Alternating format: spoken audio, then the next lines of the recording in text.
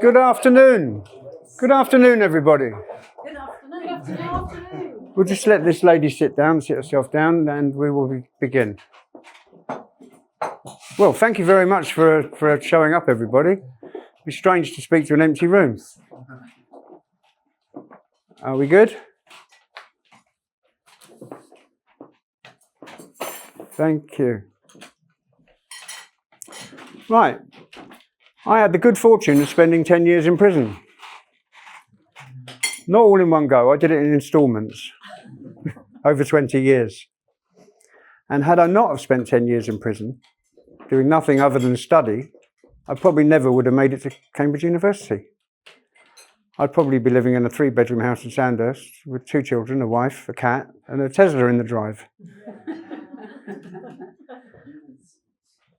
But the reason I spent so much time in prison was probably due to my father, mostly my father, and the terrible experiences he put me and my family through.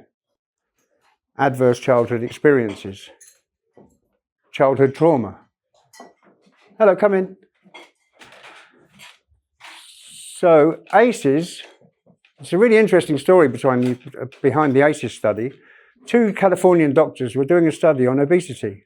And it was quite successful. They were doing some trials. And these obese people in America were losing 100 pounds. 100 pounds of weight. And then mysteriously, they put it back on. And then some. And some would just completely drop out of the study. And this Vincent Felitti and Robert Ander, working for Kaiser Permanente Medical Insurance and the Centre for Disease Control and Prevention, they were like, okay, we need to figure out what's going on here. And they compiled a questionnaire. And accidentally, Vincent Felitti asked this woman, rather than what age she was when she first had sex, what weight she was. And she said 40 pounds. It was with my father. And he suddenly went from hearing about 2 incidences of childhood sexual abuse in his whole career to hearing about 4 in a week. And they realised something was going on. So they built a questionnaire of 10 questions about childhood experiences before the age of 18. Was there mental health in your household? Alcohol? Drugs? Domestic violence? Divorce? Anyone going to prison? 10 questions. And every question was 1. Every yes answer was a 1.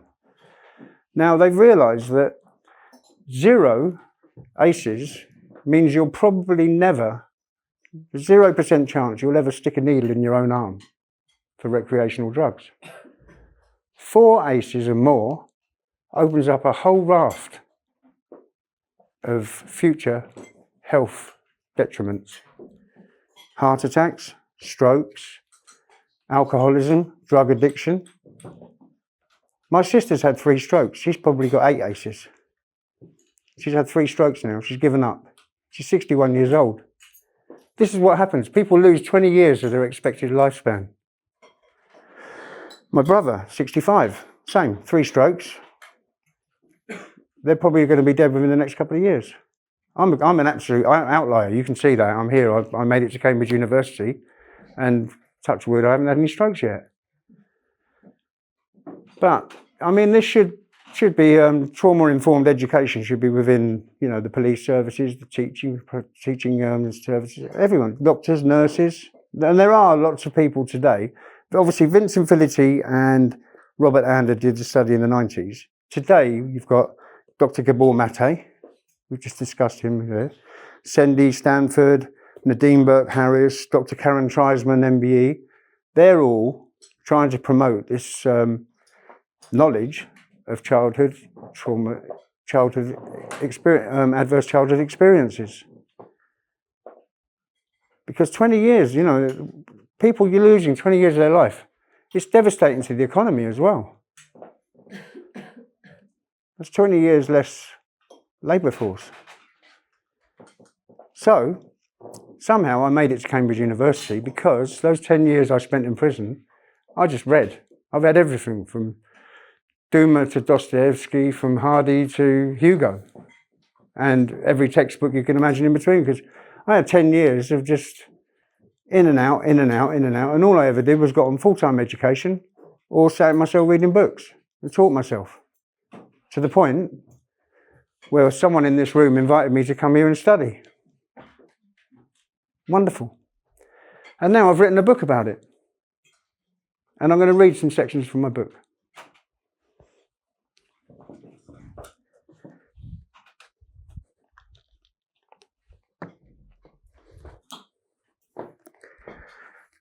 So, I was born in Cyprus, and my father was in the military. So my mum was pregnant with me and I was born over there. And my mother only recently told me that the reason we came home from Cyprus is my father was sectioned in the army. And he was sent to Netley Hospital in Southampton for mental health. 1 ace. By the time I was 15, I had 8 aces. 8. And I'll just read this section here.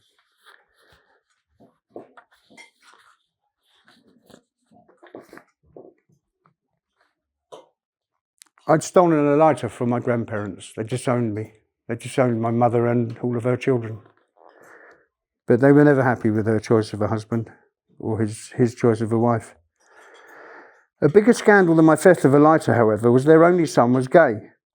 Gay in the 1960s. A criminal offence punishable with prison time. Like many gay men during those times, he needed a smokescreen. Enter my mother.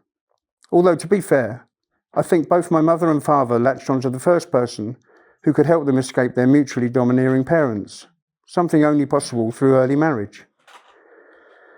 This family history has been gleaned from my sisters over many years and is not something I was aware of in my youth. My father then attempted to suppress his feelings towards men by attempting to settle down, producing 4 children and trying to embrace family life. This suppression of feelings resulted in unexpected and dangerous consequences.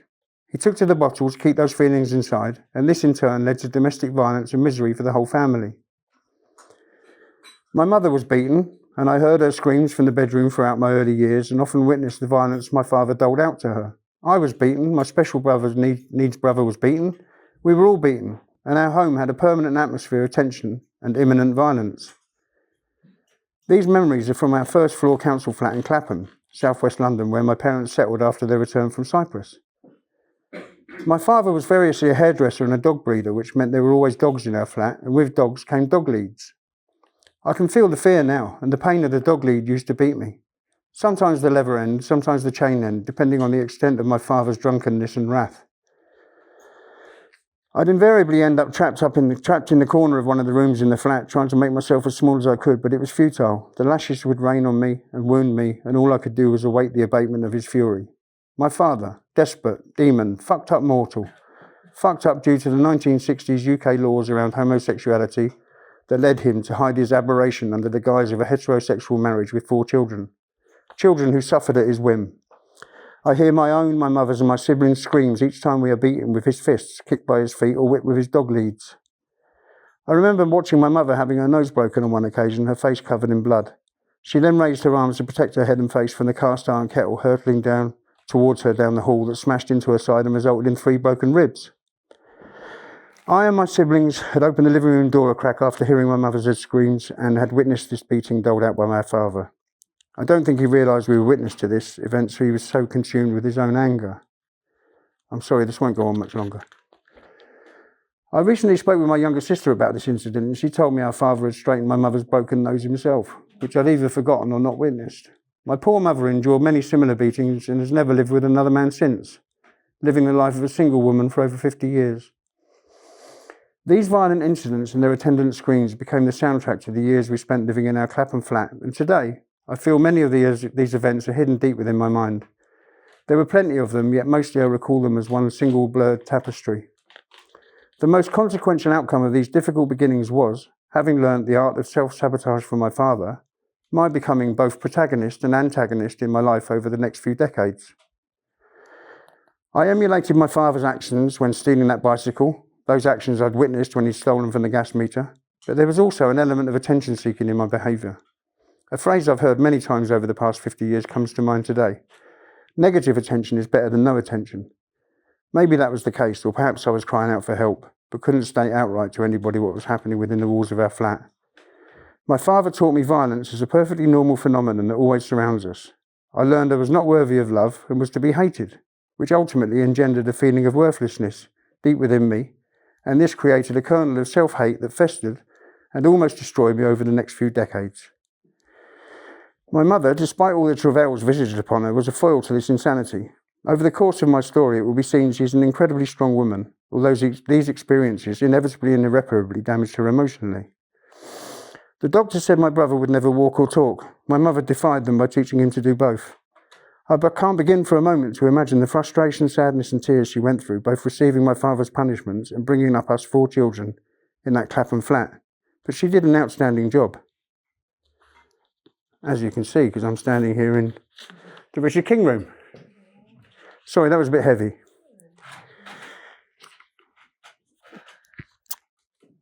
So yeah, he taught me violence and I took it to the playground. So I was fighting, I was a bully, I was fighting other people, I was being picked on myself. It was just like, it was a trajectory heading towards delinquency and crime. And when I was 12 years old, my mother was diagnosed with multiple sclerosis.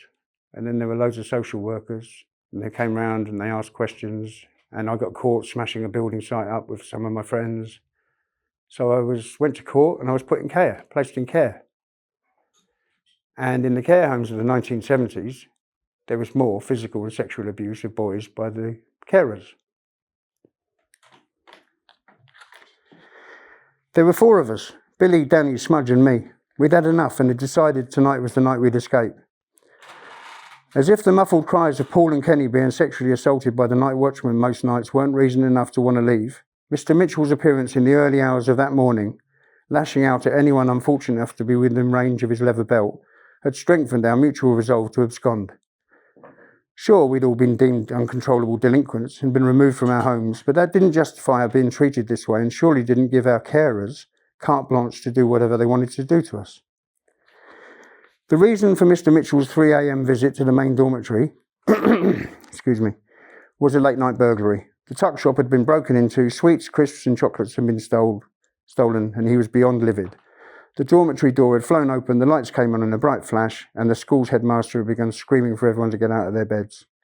This was Winton House, Winchester, in 1976, my first care home.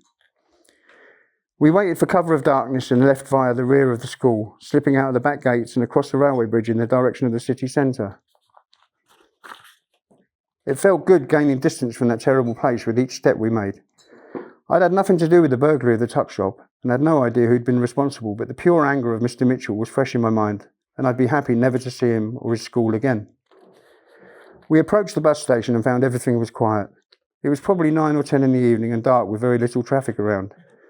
We discovered a squat building with a small garden behind it, and while 2 of us kept an eye out for anyone approaching, the other 2 crept round the back to try and gain access within. Basically, we found a cash box, with £300 in it. In 1975, £300 was a lot of money. 4 13-year-old children with probably the equivalent of £150 each. So we fled to the Isle of Wight. We jumped on a ferry.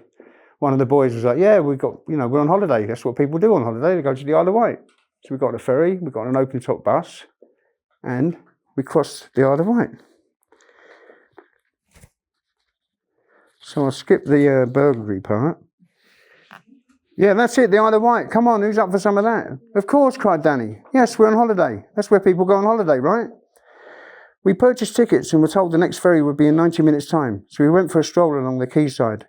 After finding a spot where we could hang out and wait without attracting attention to ourselves, we sat on the quay, kicking our legs, smoking cigarettes, eating food and sweets, laughing and joking.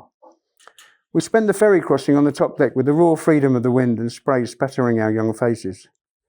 The ferry docked in Ryde and we jumped on a double-decker bus that would take us all the way across the island to Yarmouth.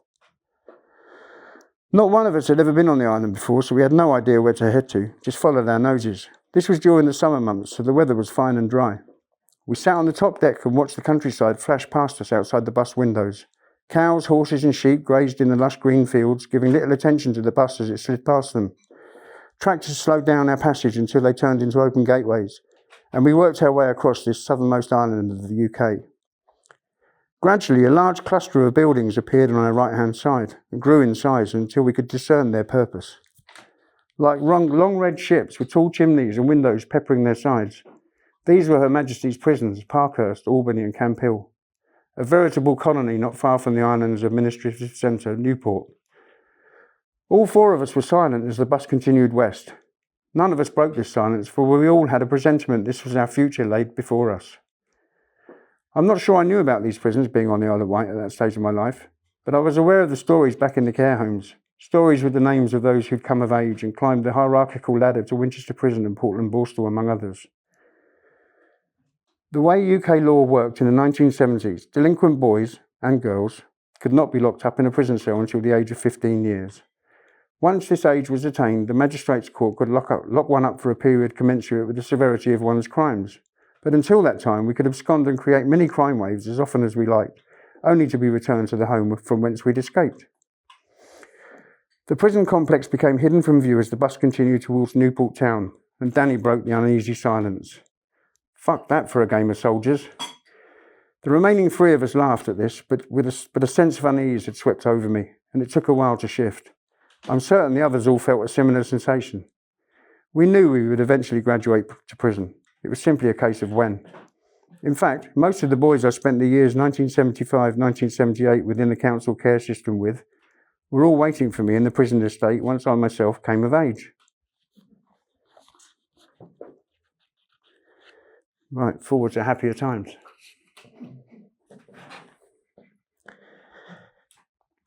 This is my first visit to Darwin, actually. Up a dark, varnished wooden staircase to the Richard King room, with its laid-out tables and cabinets filled with trophies and Nobel Peace Prizes awarded to erstwhile Darwinians. Next, I walked through the servery and into the dining room. Large paintings of previous Darwin College masters gazed down benignly from three walls, while the fourth was mostly a glass wall with French doors opening onto a spiral staircase that brought me down to the college gardens. These gardens are extremely well tended, and numerous events and outdoor activities are regularly held there. In May, the lush and abundant wisteria curtaining the parlour walls steals the eye of any passer-by.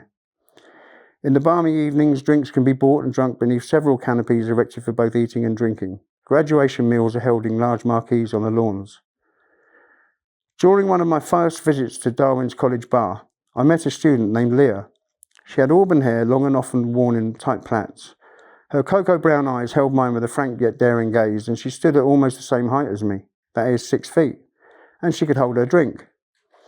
We hit it off instantly and made a beeline for one another in Darwin College bar, most evenings after our first meeting. Initially, I was uncertain about revealing my story to other students, as it was galaxies away from the average Cambridge story.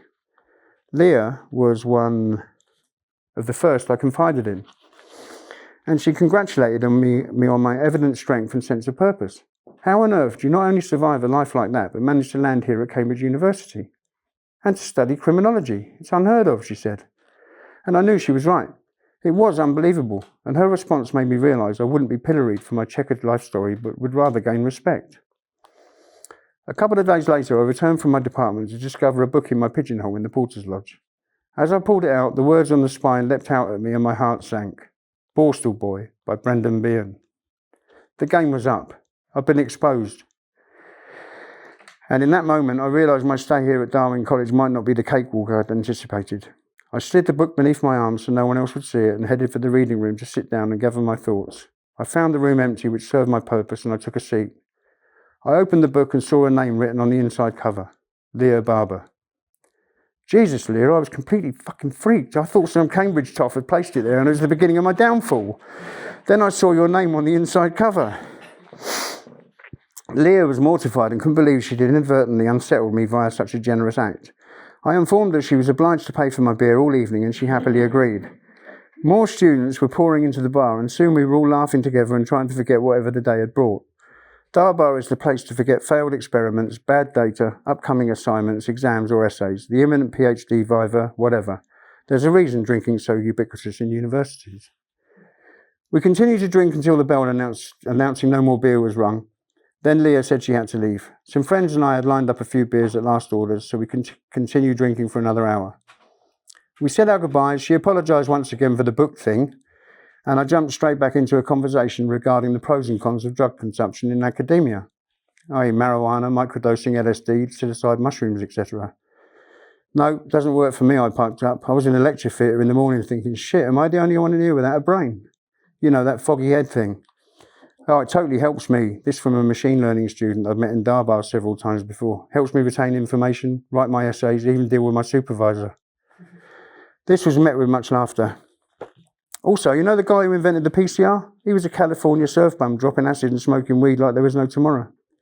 My phone pinged at this moment. It was a message from Leah. Hey Christian, I've left my cardigan in the dining room cloakroom. If you get a chance, would you mind grabbing it for me? The evening wound up and I left the bar to find Leah's cardigan. It was dark at the top of the stairs, so I slid my hand along the wall until I found a light switch. I switched it on and my ears were shattered by the sound of an incredibly loud siren reverberating throughout the whole college. Fuck, I thought, that ain't the light switch. I bolted down the stairs and exited the building as fast as I could, then made my way south along South Silver Street, heading for King's Parade. But ultimately a late night bar called Novi. I couldn't deal with the situation and took the only recourse I could in that moment. More beer now, worry about the fire alarm later. I looked back along Silver Street and saw maybe 50 students, mostly in their nightwear, filing out of Darwin College to stand on the street awaiting the fire brigade. Fuck, I headed for Novi. I woke to the sound of an alarm in my head. I sat bolt upright. The previous night came rushing back to me and I knew I'd need to confess my crime rather than await the inevitable accusation. I quickly dressed and headed downstairs. Morning, Nick. Good morning, sir. This was Nick's catchphrase. I'm not certain it was a throwback from his former career as a copper or an affectation adopted since becoming a Cambridge porter, but he never greeted me in any other way. I've a confession to make, I said sheepishly. A confession? Yeah, last night I was in the bar and Leah asked me to retrieve her cardigan from upstairs. I noticed a hint of a smile at the corners of Nick's mouth and wasn't sure how to proceed. I went upstairs, went to switch the light on and all hell broke loose. It's okay, sir. I know what happened as you're all over the CCTV footage. There should have been a pane of glass over the fire alarm and it's been rectified by maintenance this morning. Perhaps next time you could report it here to us here in the lodge. Have a good day, sir. I'm sure we all know who Nick is. So, yeah, I've written a book and I've got some really good reviews actually. It won't be published until January because I need to narrate my own audio book. And ChatGPT tells me that's going to take up to 150 hours, which needs to be done between 2 and 4 in the morning because I'm recording it myself at home. So, a bit more work to be done. Thank you very much for coming. And I don't know what the time is now, but 1:30. Oh, well, there you go. We've still got plenty of time. If anyone has any questions, feel free to ask.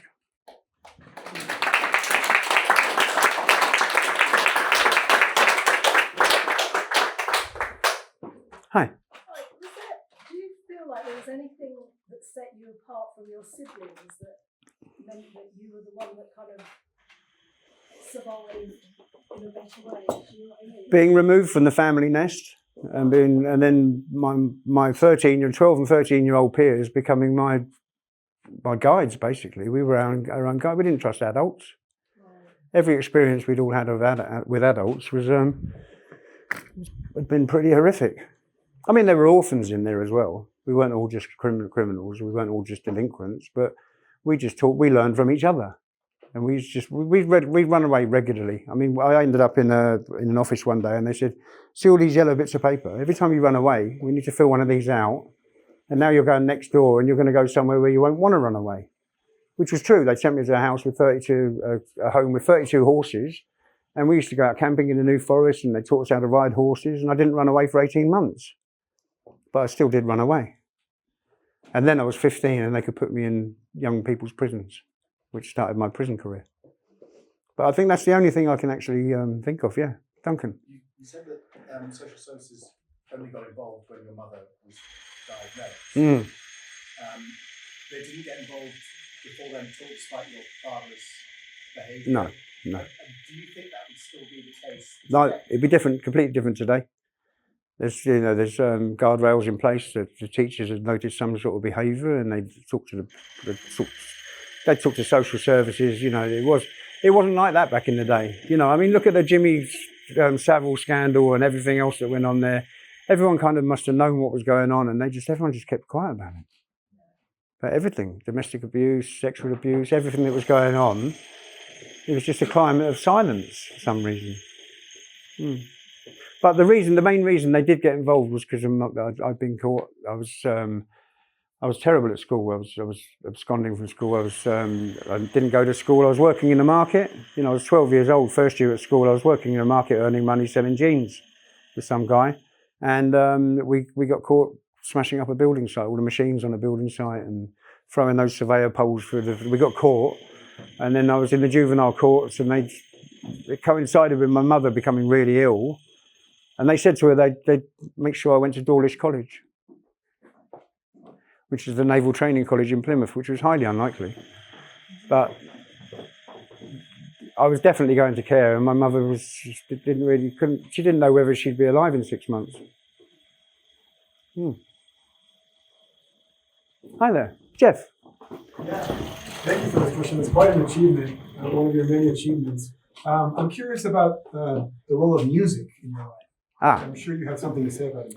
Yeah, I was obviously there's time limitations, so I was really forced to choose which chapters I'd read myself. Amongst all my reading, I was in Borstal at 15 years old, and I in the care homes I'd picked up a guitar a couple of times and played a few chords, but not much at all. And then I found this little red book. It wasn't Chairman Mao. It was the Rudiments and Theory of Music, and I taught myself to read music 3 years before I picked up a musical instrument. The lines, the spaces, the staves, cadences, up to cadences, and I just thought, won't need that, it's classical. But eventually I did need it, but yeah. So, and then that music's what saved my life. It really did. I had a guitar in Dartmoor prison when I was 21 years old, I think. So I had a guitar, and I couldn't even get through my breakfast without working on the song, whichever song I'd been learning at the time. I just put the breakfast down, pick up the guitar, and sing some more, and then there was a saxophone. There was a brass band in Dartmoor prison as well, and I remember the guy opened the cupboard and doled out all these brass instruments, and I said, "What's that in the bottom of the cupboard?" He said, "It's a saxophone." I said, "I want to play that. This is a brass band." No woodwind. So I said, "That's the most narrow-minded attitude I've ever heard of," right? And he went, "Tell you what, you play this E-flat bass, which is like a miniature tuba. You play this E-flat bass for my band, and you can take the saxophone back to your cell," which I did for a couple of days. And then I said something bad to a prison officer, and I went to solitary confinement. And when I came back, the saxophone was gone. But that was my first experience of. And then I thought, hang on, these saxophones, not too bad. I might be able to play one of those. So yeah, and then it was just music forever. I had this dream of becoming a live performing musician, which eventually became the case. Good question, Jeff. Yeah, music saved my life. Hi. You mentioned Gabor Mate. Yes. How was he helpful as part of your journey?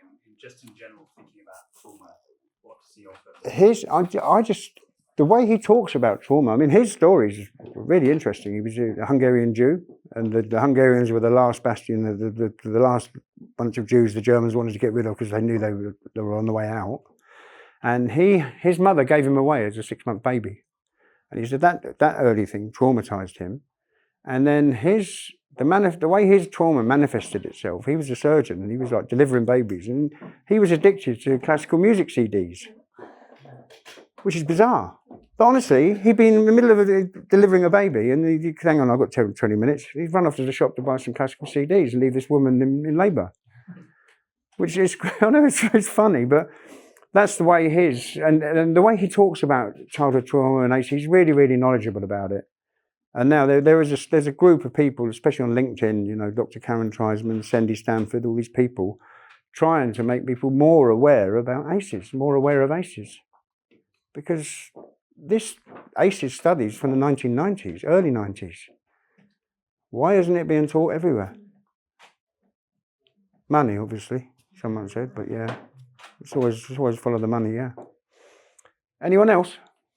Joe. I never really understood after you stopped getting locked up why you decided that you didn't want to work in prison anymore.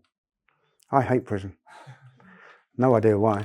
But you did work for a few years, right? No, I didn't work there. I just did it for my research only. Oh, I thought you did music therapy. And I didn't have enough data. So when I went to see my supervisor, Ben, and he said, "You've got to go back." I was like, "Oh, no. I don't want to go back. I don't want to go back." Well, I had to go back and get some more interviews, or I wouldn't have enough data for my dissertation. And I really didn't want to go back. It takes anyone that's been in the prison system, you know, the airlocks, how long it takes to get in, and then you empty in your pockets. And it just reminded me of being a prisoner again. It's old stuff. I don't want that. So I could be a probation officer. I could be a drug counsellor. I could work in prisons. I don't want to work in a system that's got a 60 to 90% failure rate. I'd rather bash nails in my own head. Also, you probably just want some joy in your life. Well, I want some joy in my life, and I've got plenty of that at the moment. But also, my gift to the world is my book. It's basically a handbook on survival and resilience. If you read it, it really is. It's just like, wow. I'm getting some really good reviews from people who've read it. In fact, Patty Ashley, she's an author. She's given me a really good review. In fact, what's she say? So let's go and. I've even had to learn how to create my own book covers and edit the backs of them and everything. It's quite a harrowing experience, all of it. But she says she's a psychoanalyst, quite high up, and she's in psychoanalyst, trauma recovery, and she wrote a book called Shame. What's it called? I'll have it here actually. Shame Informed Therapy. Patty Ashley. The first 6 years of life sets the stage for who we become later in life. Christian had some poor role models for respectful and healthy relationships growing up. Resilient walks us through some of the ways early childhood abuse and trauma can lead to a horrendous life of prison and rehab. Christian then brings us hope, as his authentic self has uncovered over time, and doors started opening up for him. Now he is shedding light in the darkness for others to see that anyone can turn their life around. Thank you, Christian, for sharing this inspiring story with the world. So there's several of these ACEs specialists reading my book at the moment. I'm waiting for testimonials to come back in and throw them all over the back cover, as you do. Then it'll make a huge splash, and I can just spend the rest of the winter of my years travelling the world and enjoying life. Finding joy, I think. Yes. Anyone else? Yes. Yeah, come on.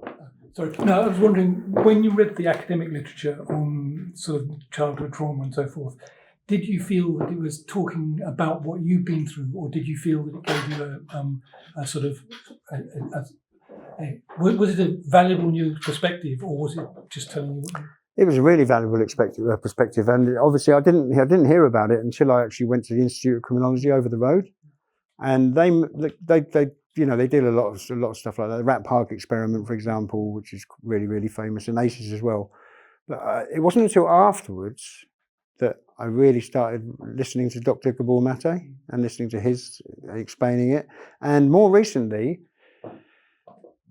I downloaded the ACEs paper, and then I discovered loads of talks on YouTube with Vincent Felici and Robert Anders. You don't need to read the paper. You can listen to them actually talking, which is where I discovered about the fact that he'd asked the girl what weight she was when she first had sex, which doesn't even go into that in the paper. So if you just type in Vincent Felici, 1 L 2 T's, Vincent Felici, Robert Ander, ACEs, all these videos will pop up on YouTube, and they're an hour or 2 hours long of talking like I am with Q&A at the end of it. It's really, really interesting. So yeah, I could relate to it. Hey. Thank you so much. That was fascinating and brilliant, much like yourself. I've got 3 questions. Brilliant. Christian. Yes. So I want to know, 1, the best thing about your time in Cambridge. Fire alarm. Well, I know this college is a big part of that. So Yeah. to be here. Yeah. The second thing I want to know is one thing Cambridge could do better to make education accessible to people who have suffered trauma and have had lots of ACEs in their life. And the third thing I want to know from this wonderful comment you made about joy and trauma, I'm at the minute trying to write a chapter about the role of joy in recovery from trauma, because we often talk about trauma and we respond to trauma in ways, especially in the criminal justice system, that actually can increase trauma. And yet, with people who have gone through lots of trauma, often you can have the best moments of joy, is my experience. So I want to know, and I want to just reflect a little bit, when I saw your book was called Resilient, I have a poster which used to reside on my wall in Cambridge for lots of years, that is from, oh my goodness, middle age, where is the town, New Orleans, where there was the hurricanes. Yes. And it says, stop calling me resilient. I am not resilient. Every time you call me resilient, it means you can do something else to me. I'm not resilient. So I was interested that your book is called Resilient. Yes. And my question is, one, what does resilience mean to you? And two, do you think there's a role for joy in resilience? So, what best thing about Cambridge? One thing Cambridge could do better. Best thing about What Cambridge. does resilience mean to you? Wow. Is there a role for That's- joy? Who let her in?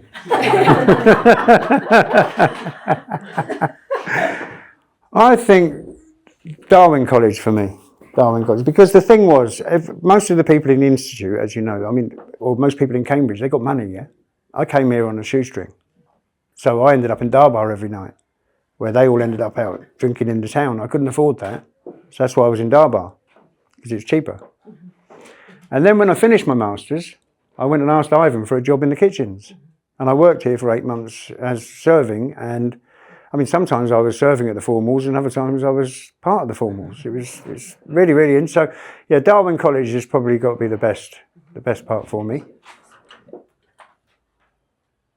And obviously the friends I made in Darwin. Now, you know, I got Airbnb all around the world, haven't I? It's a Darwin College student group. Hey, I'm in Rio, who's around? It's going to be great for years.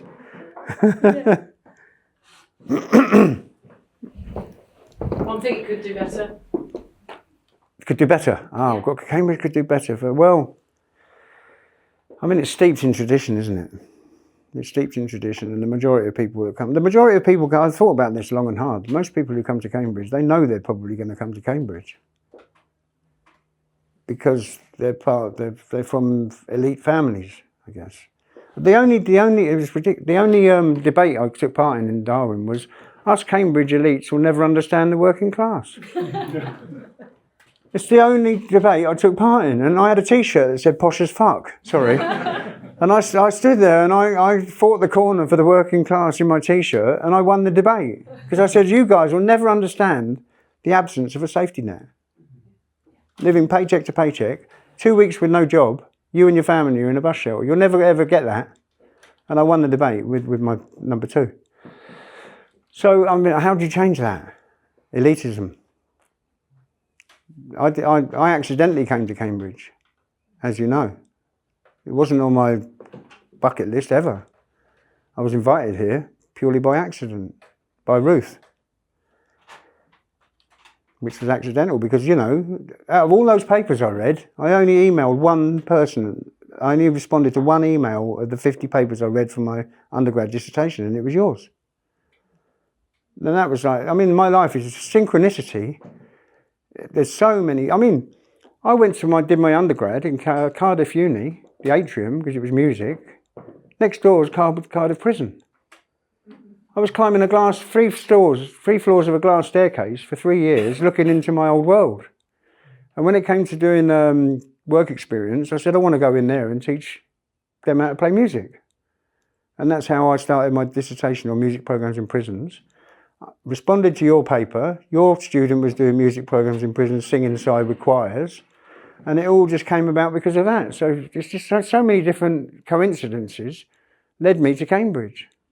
And I sat down with Carl Triber and she says, "What are you doing sitting in that chair?" Well, it might have been the other guy. I said, "Well, I'm reluctant to use the word destiny, but it feels like that."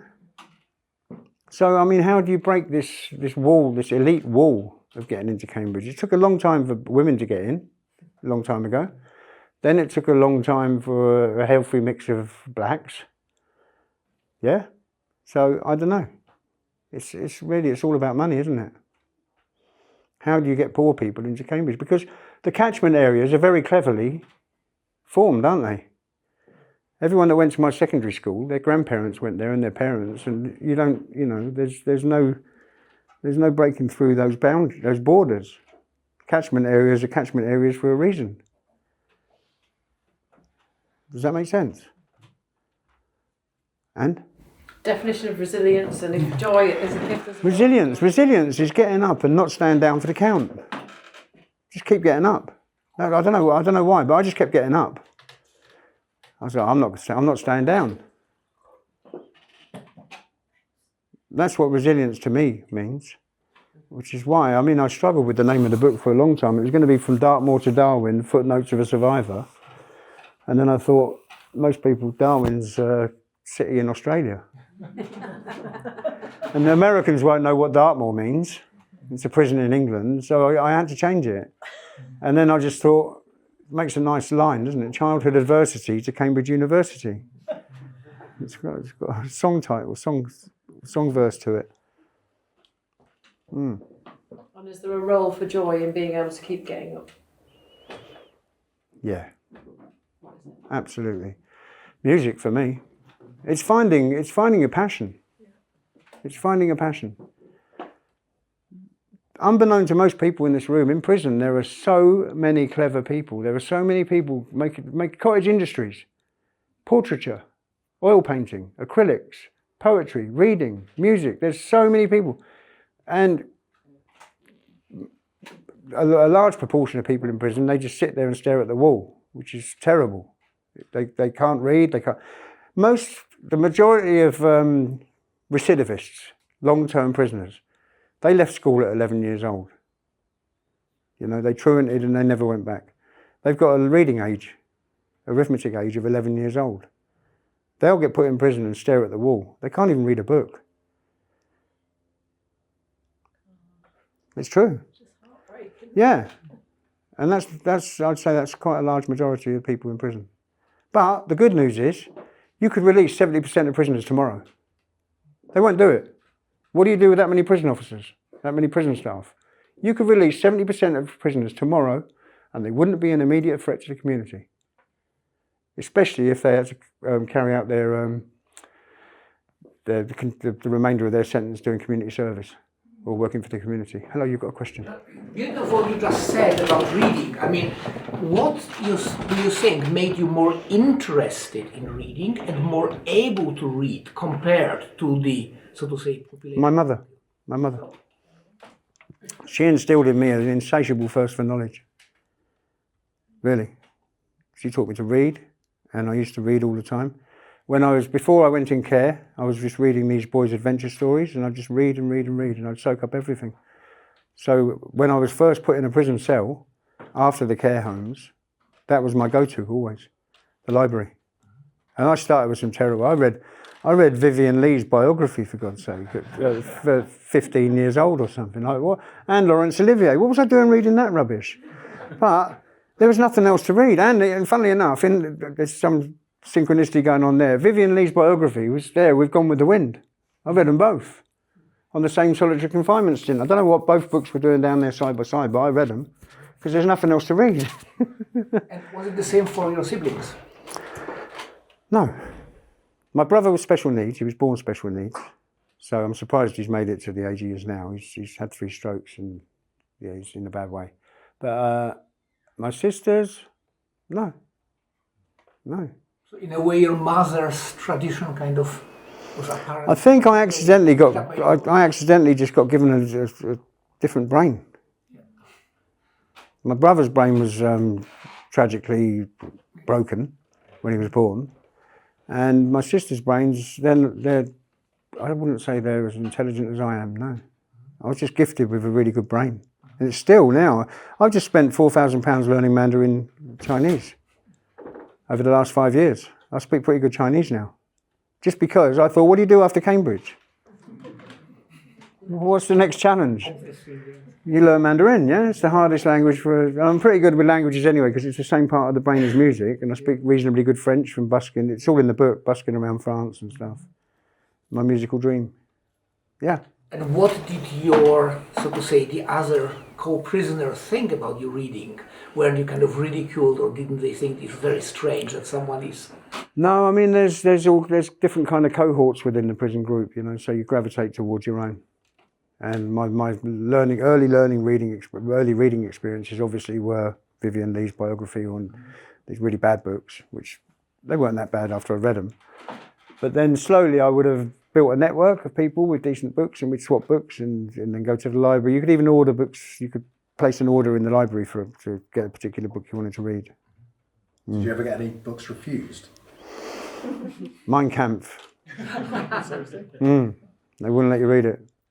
And then my mother bought it for me, and I was allowed it eventually. I read a few pages and I was like, I can't read that. It's just too dense. Hi. Fascinating, thanks so much. What happened to those lads you ran away with and went to the Isle of Wight? They probably became drug addicts, life sentence prisoners. Very few of them would have escaped that treadmill, I think. But there's hope as well, because there's called a age crime curve. So what they say is today's criminal is more likely to become tomorrow's father than tomorrow's lifer. And most people, especially male delinquents, they'll start getting in trouble in their mid to late teens. And by the age of 22, 23, they've met a girl, got a job and got a child, and they grow out of it. So they wouldn't all have. But I know there were attempts to prosecute the staff at the school I was at, Winton House.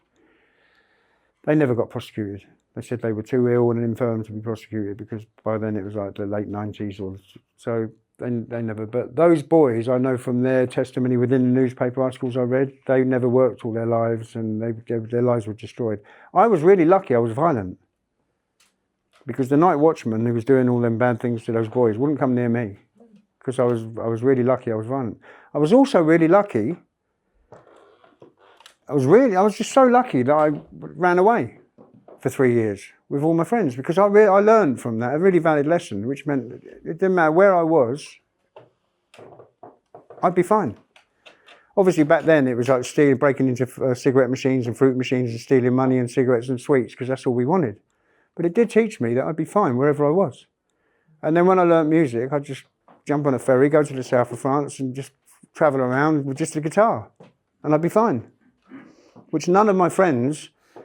Prison saved me, music saved me, and prison saved me, because every time I went to prison I was cured of heroin for a while, until the late 80s, mid to late 80s, when heroin appeared in prisons.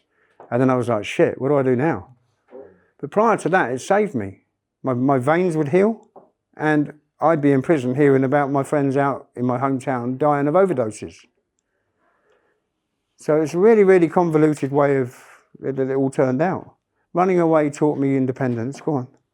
You can keep going. No, it's fine, but that's what I'm just saying. It's just like, that taught me the independence. I'll be fine whatever I do. So I ended up being a busker. And your question? You might have just answered it. My dad was a refugee, and my mum grew up quite like you, but up north. And they both kind of credit education and luck to like being okay. But one thing that I noticed about them, especially my dad, is that they don't have a sense that like it's okay. Like they have this feeling that it could always get bad again, or everything could collapse. Like everything could collapse. And Right. I know that a lot of people who have like experienced this kind of adversity feel this way. It sounds like you maybe don't have that, or if you do, I would just what made you feel like, okay, it's okay now, or like this isn't going to happen? I think it just stems from that. From that gaining independence as 12, 13, 14, up to the age of 15. And I just learned that no matter where we would just break into stuff and cafes and just steal. All we wanted was fags, sweets, until the drugs came along and the alcohol. We just wanted sweets, cigarettes. Well, we were allowed to smoke. The people were allowed to buy cigarettes at 13 years old in the care homes every week. But it was a different world. A lot of people struggling with addiction also have that feeling that like at any moment, Well, they're not past it. it's fragile. I was very lucky. I was very fortunate that when I applied for rehab, I went to like one of the worst / best rehabs in the country. And the good news was they didn't subscribe to the 12-step program. I know when I was living in Georgia after I left Cambridge, I was living in Tbilisi in Georgia. I had a friend come and visit us, and he'd be looking for a meeting in Tbilisi every night. So they just substitute one addiction to alcohol or drugs to these meetings. My rehab just dealt with empowerment, and that was all it was about, was the psychology of empowerment, which I'm really, really happy with, because I don't do meetings. And it meant I could carry on drinking and smoking pot and doing the milder drugs and leave the heavy drugs behind. Thanks. No more questions? Can we show appreciation? Thank you.